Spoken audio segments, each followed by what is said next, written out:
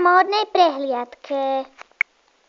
A tu je škvrnka aj s jesennou modou. Šál.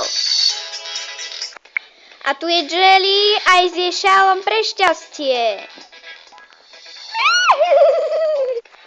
A tu je Roxy aj s jej dievčenským oblečkom. Pekne ako slniečko. A tu máme Silvinku aj s mašličkou pre dievčatka.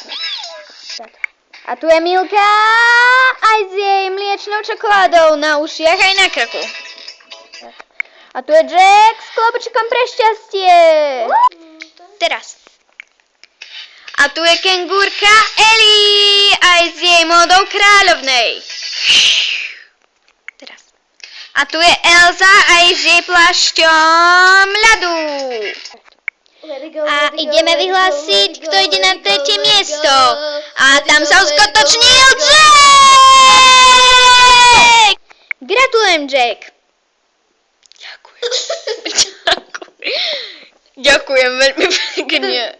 Na druhom mieste sa umiestnil Milka.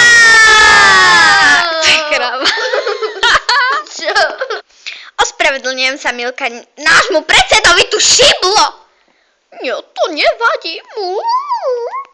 A na prvom mieste sa uskutočnil Lila, Elza a Ellie. Tak čo na to hovoríte? Je to nečakaný zvrat, nevedela som, že vyhráme s Ellie, však? Či s Elzou, však Elza? Áno. Ďakujeme.